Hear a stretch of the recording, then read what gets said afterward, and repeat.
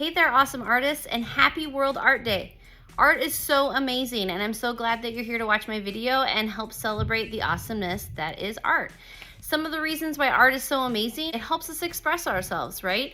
And it's a visual form of expression. So if we can't find words to express a feeling or an emotion, art's a great way and a great tool to go ahead and express those emotions. I could create a piece of art here in the United States of America that then could be visually seen in another country. And that visual representation doesn't create a language barrier, because even if they don't speak English, they can still see what I'm trying to say. So I hope you really enjoy this activity and that you take some time to really create something amazing today during your World Art Day art break. Hey there, awesome artists. Today we're going to be creating a flower basket that is perched onto a windowsill. So to create your masterpiece, you will need 1 sheet of blue construction paper per student. You will need 1 brown square of tissue paper per student and 1 paper plate per 2 students. To add color, we're going to need some markers or crayons or whatever you have available for adding color in your classroom. I'm going to use the Mr. Sketch markers here in the art room. Let's get started. To begin, I'm going to fold my paper plate in half. Paper plates are a little difficult to fold because of the shape, so just go slowly and match up your edges. Crease down the center to create a line to show the halfway point. You will also need a scissors to cut your paper plate into 2 halves. Down the folded mark of my paper plate where I made my crease, I'm going to cut. Go slowly so you stay on the line, and you can keep both sections of your paper plate equal. So that way whoever you're sharing your plate with will have an equal sized basket. Now, for the paper plate design, you can see here on my finished product that this is going to create a 3-dimensional element, or placing the basket so it's looking like it's rising up from the paper. So we're going to be decorating the size of the plate that would typically be setting on the table or the bottom of the paper plate. Now, you can decorate your plate however you choose. You can divide it into sections. I would suggest using at least 3 colors on your paper plate to create some variety and make your basket for your flowers look interesting. So let's go ahead and get started. In this section here, I'm going to go ahead and color in that 1 color.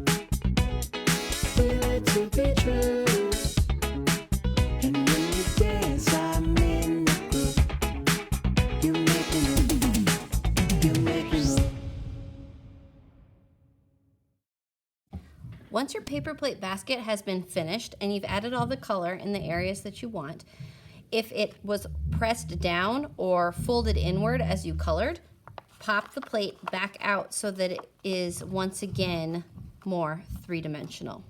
Okay, now my basket is complete and I can set that onto my background. So if you haven't already placed your name and your class code onto your blue sheet of paper, go ahead and do that now. You can use pencil, you can use your crayon, your marker, whatever you have. So I'm going to go ahead and put my name here in the corner. Whatever your class code is, you can put that next door to your name. Flip over your paper and get ready to attach your basket. So when you're placing your basket onto the blue sheet of paper, you want to make sure that you have some room from the bottom and some room on either side. Now you have a couple of options for securing your basket to the page.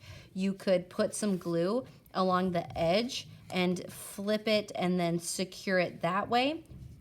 Or you can go ahead and staple or have an adult help you staple. So the staples are a little more secure than the glue option. I'm gonna go ahead and grab my stapler here. You don't need a lot of staples.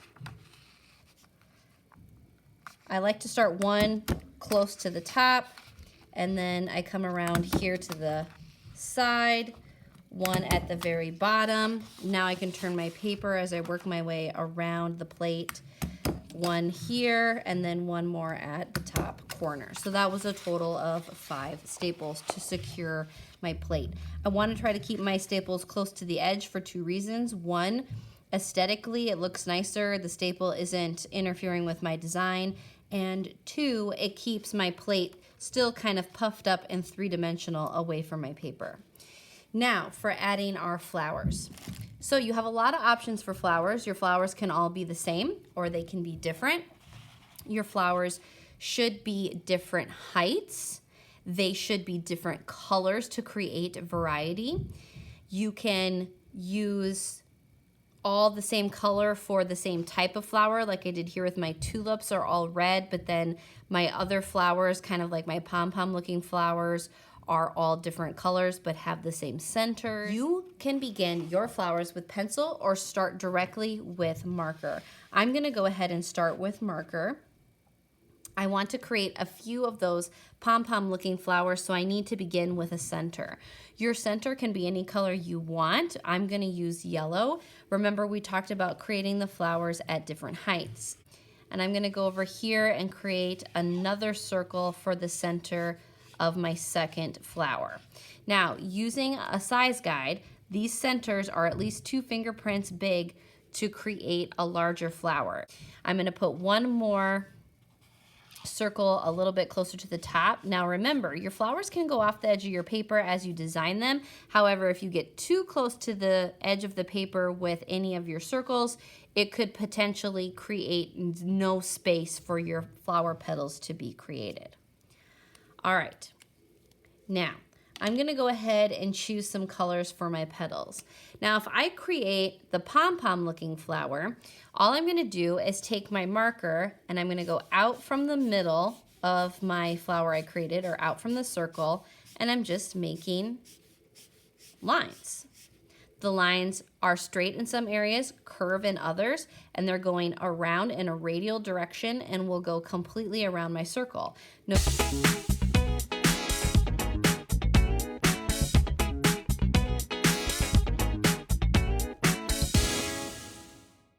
So that's one example of a flower that I could create.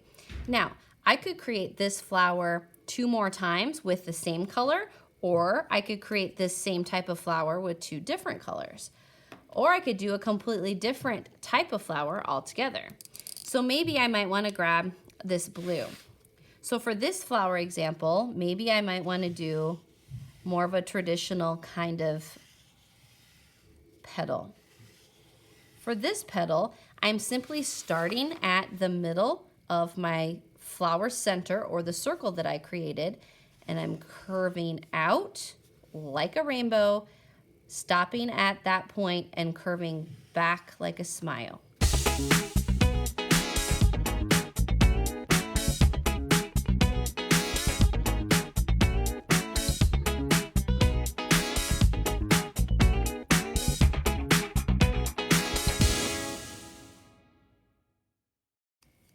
Now, another option for a flower shape, maybe the petals are a little bit more pointed.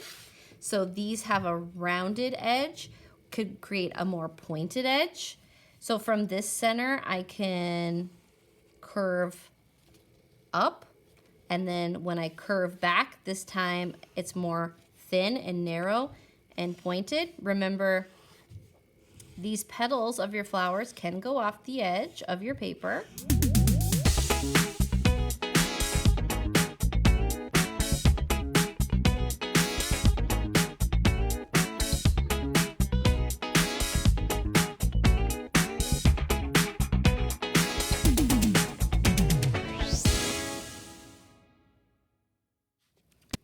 Okay, there's 3 examples for creating flowers that start from the center circle shape and fan out. Now, some other examples for flowers would be something such as a tulip. So on my first example, I did have some tulips. Now, to create a tulip, you're simply going to make a letter U, and then you're going to make pointed lines or almost like zigzags across the top. Now, I like to start in the middle and make a triangle. This way I can make other triangles going out to the end. And I'm going to have 2 triangles on each side.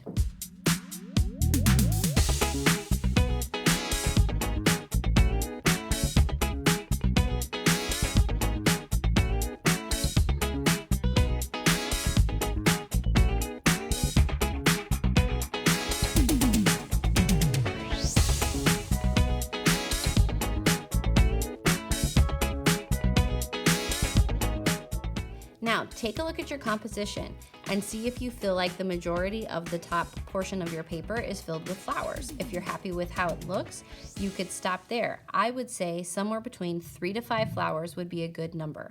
Now, if I was to stop here, I could start to create my stems and also my grass as filler for my background. I also will need to create a ledge or a line that's going to separate my basket from the sky area behind my flowers. So to begin, I'm going to create some stems coming down. Now, I don't want the stem to hover in front of the basket. I want it to look like the stems are growing out of the basket. So I'm going to gently lift up my paper plate and bring my stem lines down inside. It doesn't matter if they get a little bit curved or twisted or funky looking underneath the paper plate because nobody's going to see that. Remember, as you bring stems down towards the paper plate, that some of the flower petals might be in front of a stem, so don't draw through them, hop over them. Okay, now each one of my flowers has a stem. I could go ahead and add a few leaves onto some of the stems to create individual leaves in some of the sections. After I have some of the leaves, then I can take my green and I'm simply going to make some lines that are curving out. Some are going straight, some are going diagonal, and they're filling up a portion of this background to act as the grass filler inside my basket.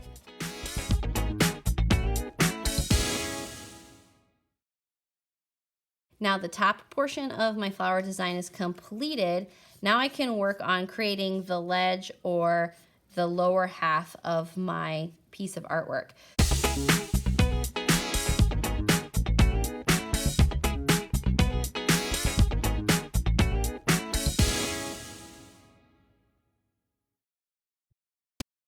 Okay, once your artwork has been completed, you have all of your flowers done, your grass is done, your basket is anchored and attached, and you have created a color for the ledge of your basket to be hooked onto your window. You can go ahead and add the final details. The very last step that you will do once everything's completed is get your brown tissue square and just kind of gently crinkle that and place it into the pocket of your plate, and that will give the illusion that there is some dirt kind of raised up or spilling out of the edges of our flower potted basket.